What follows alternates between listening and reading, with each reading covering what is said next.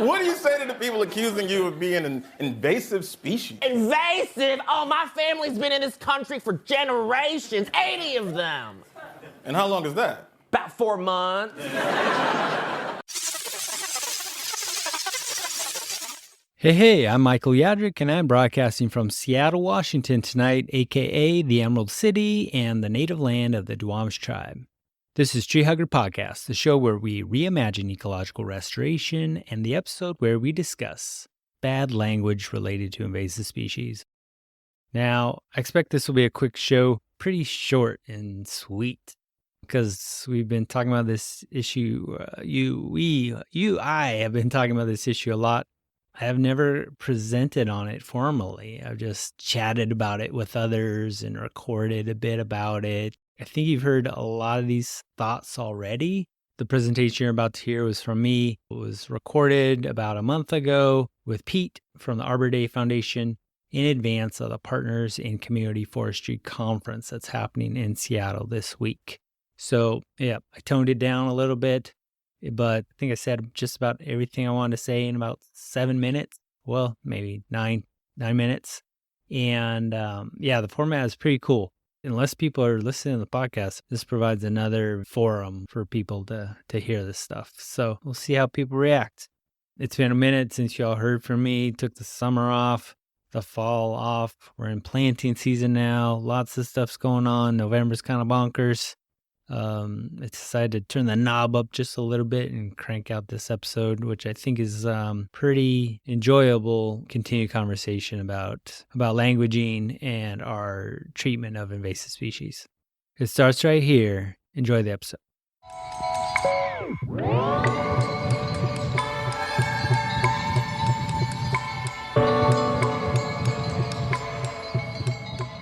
Hi, everyone. My name is Michael Yadrick. I'm a plant ecologist at Seattle Parks and Recreation, and I support Green Seattle Partnership, which is an effort to restore and maintain forested natural areas in the city of Seattle. I'm also a certified ecological restoration practitioner, a casual podcaster, and an organizer for Just Language around invasive species. So as an ecological restoration practitioner, I've been living in the weeds literally and figuratively for a number of years. My socialization as an ecologist has trained me to see threats where weeds are present. So I have a pretty intimate relationship with weeds. My superpower is to recognize patterns in seeing plants out of place, forwarding the most efficient and effective ways to eradicate invasive species from the land in order to build a healthy future native forest. Now, some species walk into our spaces uninvited. We think they don't belong. They can be trees we bring from the homeland to plant, insects that show up through international trade, or fish we stock for sustenance. However, when they step out of their lane and liberate themselves from cultivation, we often use problematic names and language about them that is frighteningly similar to language we use to describe humans as well. It perpetuates harm against people of various ethnicities and races, creating an environment of inequity that is unwelcoming while also disrupting communication and outreach about community forestry. So this is a talk to address our blind spots. Organizing around just language is a key first step to applying a lens of identity, justice, and harm reduction to the language of urban forestry. I like to reflect on the origin of how invasive species came to be. I'd like to also emphasize listening if we have heard a group of people using our words. I'd like to also focus on acknowledging and accepting responsibility for the language we use. It could mean apologizing for historic and current harms. And then we're really just going to dial in on trying out new phrases and see how people react. Now, what does this term really mean and who really knows? So the etymology of the term goes back to the 15th century, denoting an action, aggressive, attack, to go, to walk into. The noun is derived from the adjective. We use this label species additionally as foreign or noxious or alien or any number of othering characterizations. And then World War II era thinking co-opted this term and continues to colonize our language about it. Invasion biology was framed by Charles S. Elton in his 1958 text called The Ecology of Invasions by Animals and Plants. Now, Elton wasn't the first to write about this issue, but he did bring it to prominence, writing, "I have described some of the successful invaders establishing themselves in a new land or seas as a war correspondent might write a series of dispatches recounting the quiet infiltration of commando forces, the surprise attacks, the successive waves of attack and counterattack, and the eventual expansion and occupation of territory." Now, environmentalists have doubled down on this combative rhetoric. Wanted posters merged with environmentalism. I don't know exactly when, but print media customarily disseminates information about top 5 most wanted lists, not only for criminals now, but for species that state natural resource agencies regulate for control and regulation. These wanted posters became a tool as early as the 1700s for slavers to track down Black people who had liberated themselves from enslavement. Now, these fake wanted dead or alive posters of invasive species mimics law enforcement, advertising fake bounties and soliciting public cooperation, help, and even participation in apprehending alleged criminals or escaped species. Now, not just tearing down this system that we built around language invasive species, I really do want to elevate some of the good effort that's going on out there. There's some fantastic examples from the Entomological Society of America, who's behind the recognition of new names for species such as the northern giant hornet. So this Better Common Names project is really, I think, doing it right.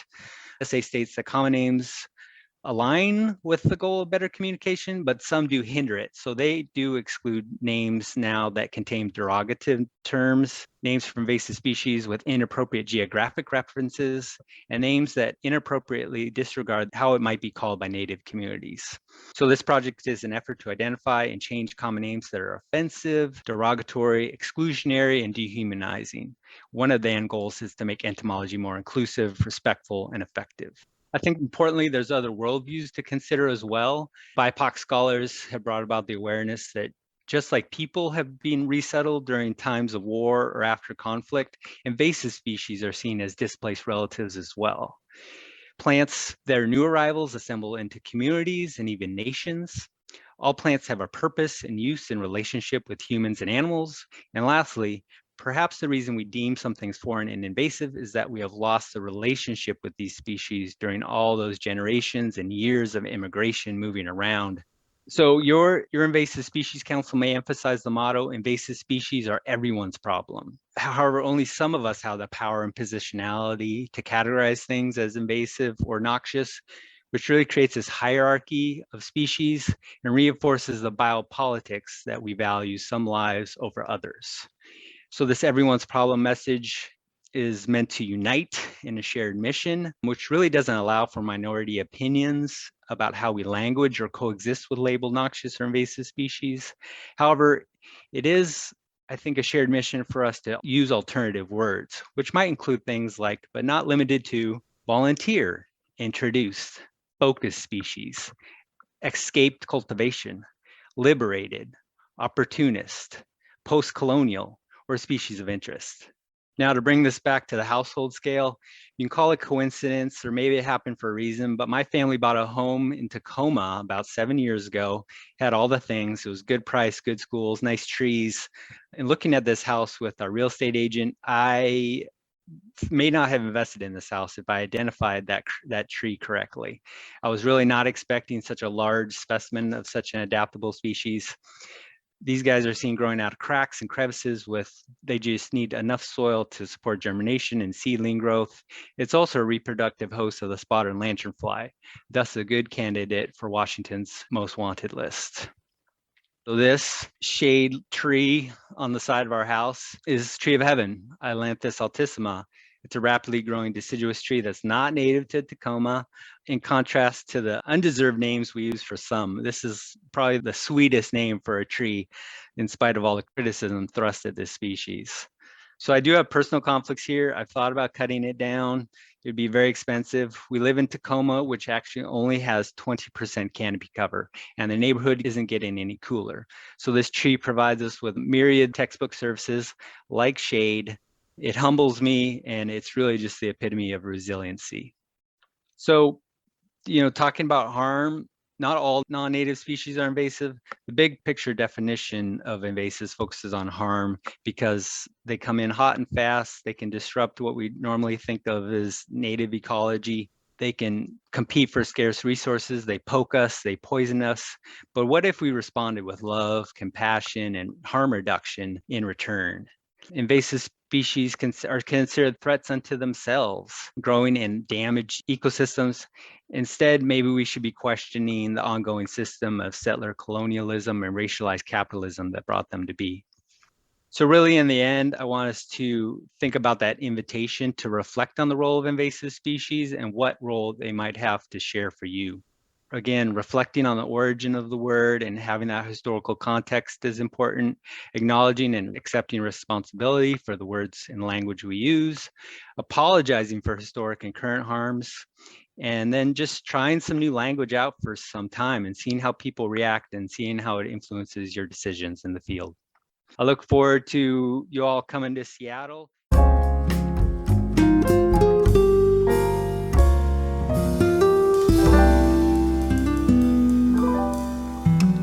Hello again. Thanks for listening to that. For those fans of the show, I think you can see the inspiration. I don't know if you saw what I did there. This was like a nerve-wracking presentation. In the preceding weeks before I recorded it, at my job, we did have a reunion focused on race and social justice / diversity, equity, inclusion training. And there was this framework. It was really focused on just listening to people, just like truly listening, acknowledging and accepting responsibility that can lead to behavior change, apologizing for historic and current harms instead of just deflecting, right? And then the biggest question about language around invasive species is like, what do I say instead of invasive species, right? Or this like harmful, like warlike language. I will let you know that my comrades adjust language. One of the deliverables, the outcomes we're shooting for is the creation of a guide. It's in the works, but really overall, like moving beyond language, the really important thing is that we don't want a more politically correct or a kinder form of a violent system. I think a switch in language can help with harm reduction in our practice and our management of the environment and the ecosystems.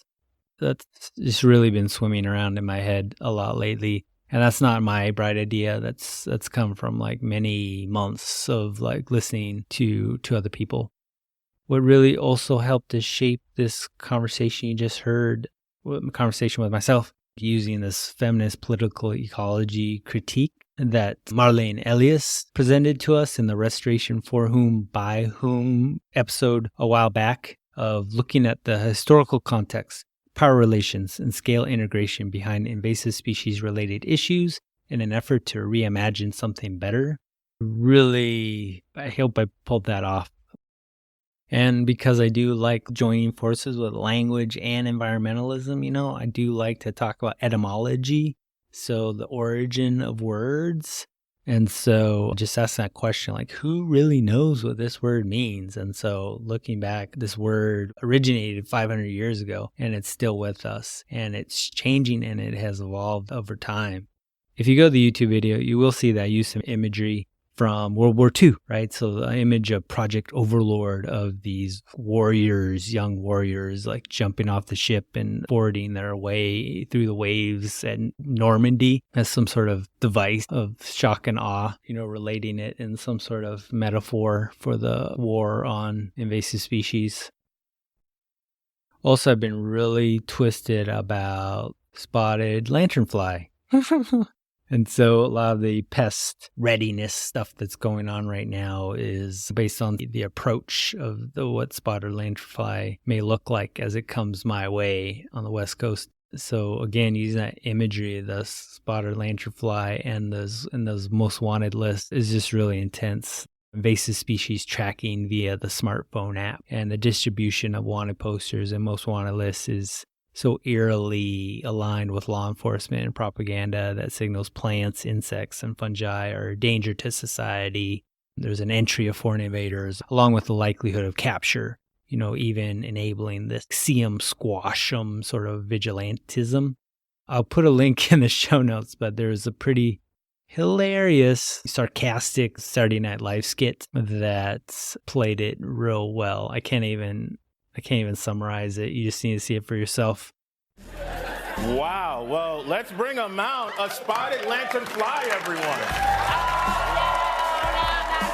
That's right. Boo me. Y'all don't even know me. Boo me, haters. Y'all haters can kiss my ass. Whoa, lanternfly, you're coming in a little aggressive. Oh, I'm aggressing. I'm the one who's doing the aggressing, Michael Che. They're telling their children to stomp me to death.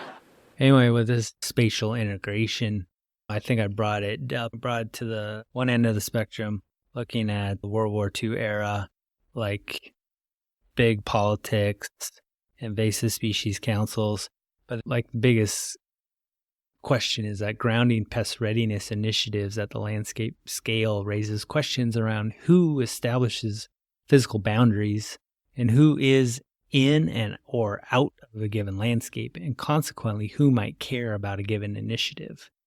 And so for me, there's this duality where I'm an ecologist, supposed to eradicate invasive species. However, I'm living with this tree of heaven, or the ghetto palm, as it's also called, I learned recently. And it is potentially on this most wanted list. And there are just a few people in the world who get to decide what's invasive and what's noxious and what's harmful. So, and when it comes to like things like spotted lanternfly, it may cause harm to native forests, but really, it's really a threat to capital because its biggest target is monocultures of big agriculture. So like grapes and hops and things like that. And so those are the things that are at risk of that species being in our space. And importantly, I just really wanted to elevate other worldviews. And what I have been working on, tracking back to where I've been in the past couple of months, justlanguage.org has been developed. It's not fully built out, but we have inserted a good list of references, reading references. And we've distinguished between like essential reading. There's like 3 good papers that everyone should read. I'll put that link in the show notes. A couple of those papers are not just written by white guys, but BIPOC scholars have elevated this awareness that plants are new arrivals, assemble into communities and even nations. All plants have a purpose and use in relationship with humans and animals. And maybe the fact that some species are foreign and invasive to us is that we've lost this relationship during immigration and moving around. And I think we need white folks who really need to come to terms with that. And I think that's a big reason why invasive species, invasion ecology is racialized. And so it's really not objective science, and just a lot of stuff that I've been reading or I've been looking for has been making a lot of sense to me. And it does create this cognitive dissonance, which conflicts with my training as an ecologist. And that's what I've been grappling with these days. And again, still all my ideas aren't succinct, but things are coming into alignment, and really just choosing to have the courage to match my convictions and speak out with this minority opinion because, again, I just really want to lead with love and compassion and harm reduction in my practice, and listening and accepting responsibility and apologizing and being the best person I can be.